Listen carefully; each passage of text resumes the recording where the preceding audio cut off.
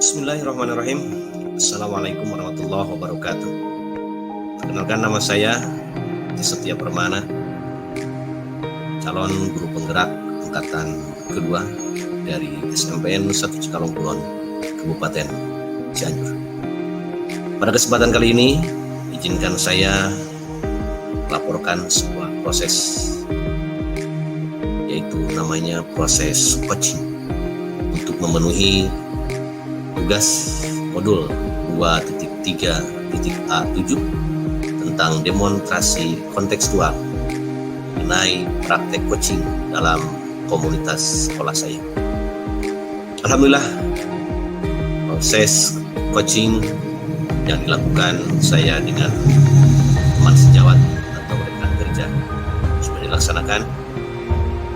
Saya bersama teman tersebut, sebut saja namanya Bapak Anggi. Beliau adalah staf pengajar SMPN 1 Cikalong Kulon mata pelajaran bahasa Indonesia. Sebagai narasinya, beliau baru keluar dari kelas setelah mengajar dari pagi sampai istirahat, dan nampaknya beliau merasa tidak puas pada proses pembelajaran tersebut. Oleh karena itu, terjadilah sebuah perbincangan antara saya, Setia Permana, sebagai coach, dan sebagai coachnya adalah Bapak Anggi Suwandi. Berikut adalah proses coaching yang dilakukan oleh kedua guru tersebut. Selamat menyaksikan.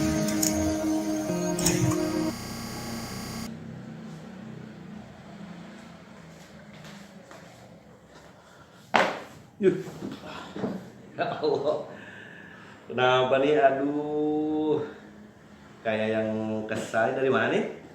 Habis dari kelas Pak, saya Pak. Oh, dari jam berapa di kelas? Saya dari jam pertama saya dari kelas. Agak ya menemukan hal-hal yang nggak diinginkan ya. Iya betul Pak. Sebentar. Dalam situasi seperti ini diajak bicara pun bakalan enak nih. Kita coba, bisa nggak kita turunkan kadar emosional Anggi hari ini?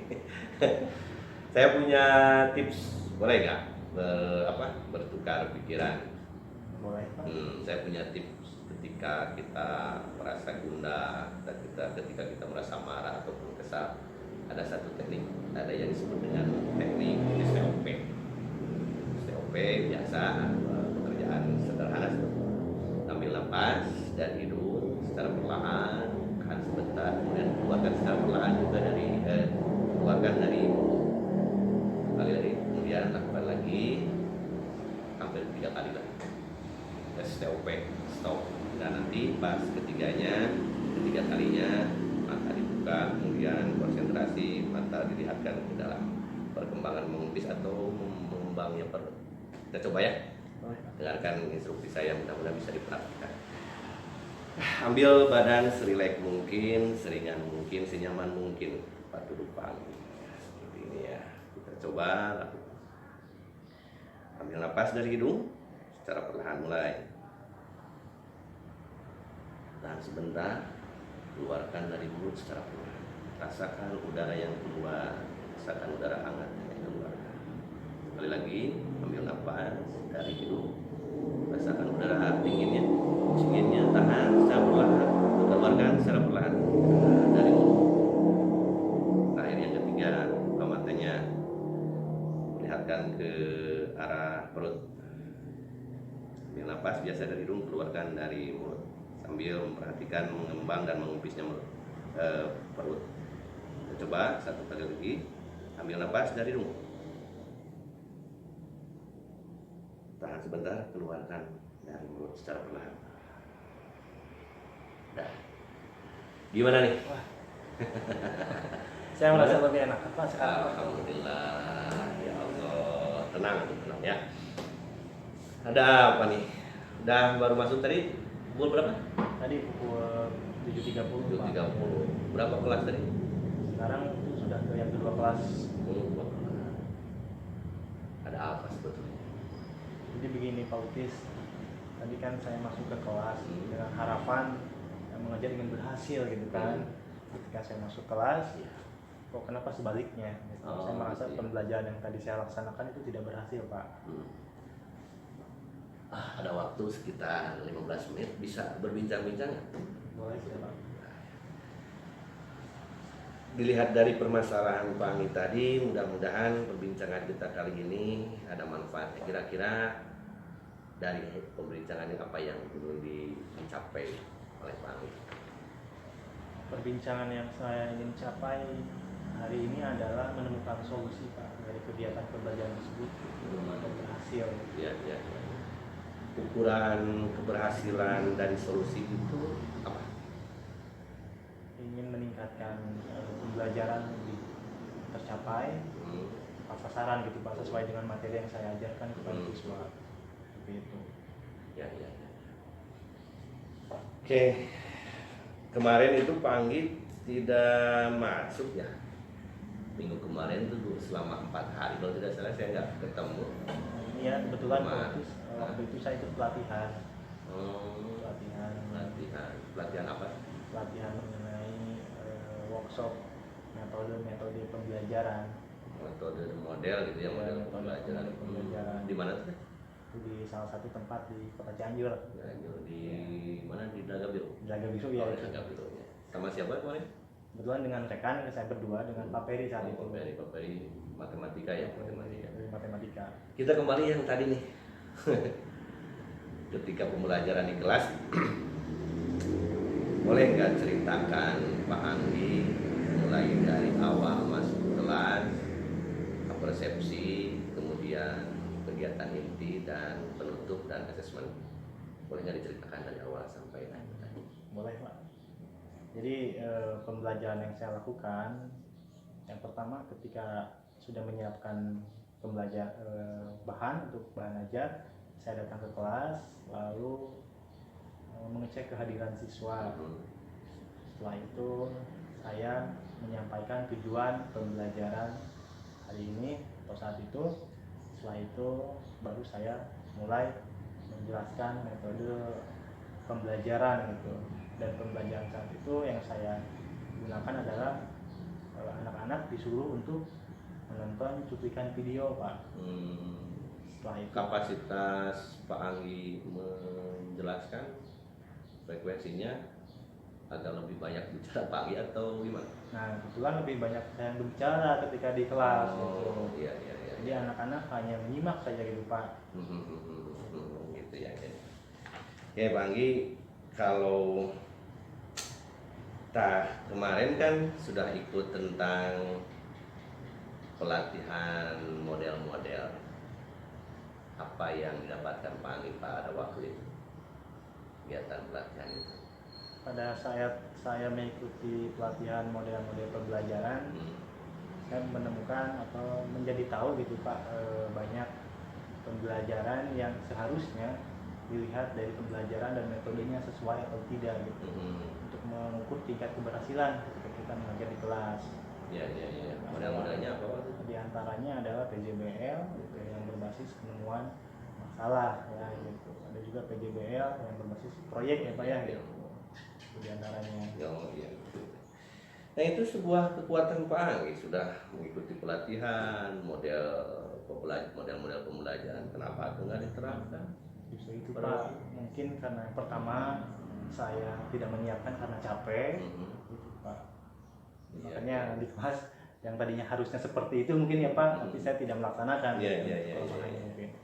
Oke, kira-kira rencana Pak Anggi selanjutnya nih setelah Pak Anggi sudah punya kemampuan dalam model-model pembelajaran tadi, ada PJBL, ada PBL, ada discovery, ada inquiry atau banyak yang lain kan di sana mungkin banyak sintak-sintaknya. Kira-kira rencana selanjutnya dari pengalaman Pak Anggi tadi di kelas, kemudian Pak Anggi mempunyai kapasitas keilmuan mahir di dalam model pembelajaran, kira-kira apa yang rencana apa sebetulnya yang akan dilakukan setelah ini? Ya, rencana ke depan setelah ini mungkin ini akan menjadi bahan evaluasi saya Pak. Kedepannya ketika melaksanakan pembelajaran sepertinya saya harus menyesuaikan gitu materi ajar dan metode pembelajarannya gitu. Agar tingkat keberhasilannya tercapai mungkin gitu ya Pak ya. Strateginya apa sih? Strategi untuk supaya itu tercapai. Di RPP gimana yang tadi RPP tadi? Ya, di RPP yang tadi sebelumnya saya siapkan metodenya ceramah. Sekarang gimana? Ya, sekarang saya perbaiki agar anak-anak bisa interaktif gitu Pak pembelajarannya saya. Bisa dicoba nggak yang tadi yang PPL, PJBL masukkan ke rencana pelaksanaan pembelajaran? Coba dulu 1 ataupun 2 ataupun ya sesuai dengan karakter ataupun materi yang Pak Anggi dirasa cocok untuk model itu. Bisa dicoba ya? Ya Pak, jadi saya coba. Kan sudah tahu tentang sintaks-sintaksnya. Kira-kira dalam waktu berapa lama tuh bisa mengaplikasikan tentang model-model ini? Saya akan coba mungkin pertemuan minggu depan dan mudah-mudahan ini bisa berlangsung yang minimal 1 atau 2 minggu ke depan gitu. Bisa dilaksanakan dengan baik. Iya. Ada janji apa dari diri Pak Anggi setelah tadi sudah pembelajaran ceramah seperti itu? Bukannya jelek sih sebetulnya pembelajaran ceramah juga, memang kita juga perlu memberikan penerangan secara lisan kepada anak, tapi jangan terlalu banyak mendominasi ceramah kita, terutama tadi yang sudah dijelaskan Pak. Coba satu misalkan Pak ya bisa dari diri sendiri Pak Anggi untuk mempunyai komitmen dalam diri Pak Anggi.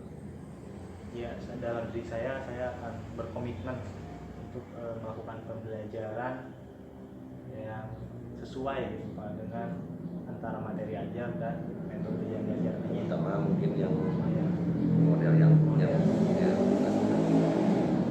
Kalau seandainya Pak Anggi menemukan hambatan dalam proses aktivitas nanti dengan model-model itu yang diterapkan nanti dalam pembelajaran, ada sumber berbentuk apa ketika Pak Anggi menemukan halangan atau rintangan?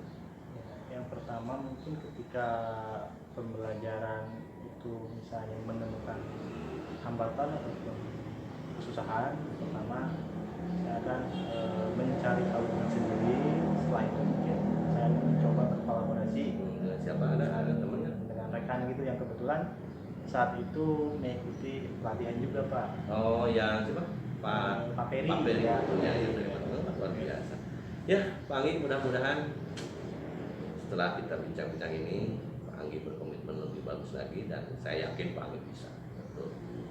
Kapasitas Pak Anggi sudah luar biasa, keinginan luar biasa, tinggal kita jalankan sedikit-sedikit. Mudah-mudahan tidak ada yang tidak diharapkan oleh kita. Gunakan seperti itu, kapasitas Pak Anggi bisa seperti itu, masukkan ke dalam RPP, dan selanjutnya akan berjalan lebih lancar lagi. Saya doakan lebih lancar ya Pak Anggi. Amin Pak. Luar biasa. Terima kasih Pak Anggi ya. Ya Pak, terima kasih Pak atas ajarannya. Luar biasa. Selamat. Ya Pak, mangga. Assalamualaikum Pak. Waalaikumsalam warahmatullahi wabarakatuh.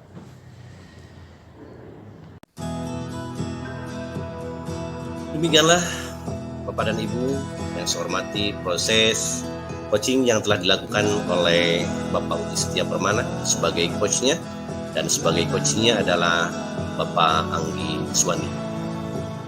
Dari proses coaching tersebut terlihat antara coach dan coachee sudah menyampaikan beberapa maksud ataupun tujuan sehingga mencapai sebuah kesepakatan yang luar biasa. Dari proses coaching tadi nampak ada tahapan-tahapan yang dilakukan Bapak Uti Setia Permana sebagai coachnya, yaitu beliau mengambil sebuah strategi coaching dengan pendekatan tirta, mana tirta ini lainnya adalah tujuan. Pada kesempatan tadi Pak Anggi sebagai coachnya sudah mengeluarkan ataupun mempunyai sebuah tujuan dari proses pembicaraan tadi di awal. Kemudian ini adalah identifikasi. Bapak Uti Setia Permana sebagai coach mengidentifikasi kemampuan, kemudian kekuatan dan kesempatan yang dimiliki oleh Bapak Anggi Suwandi dan menemukan sebuah kekuatannya itu beliau sudah melaksanakan pelatihan berbagai macam model pembelajaran, tapi sayangnya belum dicoba di dalam kelas. Ini sebuah kekuatan yang ada pada diri pada diri coach. Kemudian sebagai coach, Pak Uti Setia Permana sudah melaksanakan rencana aksi, di mana beliau menanyakan apa rencana yang akan dilakukan pada coachnya, kemudian apa strateginya dan bagaimana jangka waktunya dan apa ukuran keberhasilan yang direncanakan oleh coach itu. Kemudian yang terakhir, Pak Uti Setia Permana sudah melihat adanya menggali tanggung jawab sehingga menimbulkan sebuah komitmen yang luar biasa bagi coach yaitu Pak Anggi Suwandi untuk melaksanakan proses pembelajaran yang banyak melibatkan siswa dan banyak metode-metode ataupun model-model yang akan dilakukan oleh Bapak Anggi Suwandi tersebut. Demikian proses coaching yang dilakukan di sekolah saya, yaitu di SMPN 1 Cikalong Kulon. Terima kasih atas perhatiannya. Mohon maaf atas segala kekurangan dan kelebihannya. Mudah-mudahan ada manfaatnya. Assalamualaikum warahmatullahi wabarakatuh.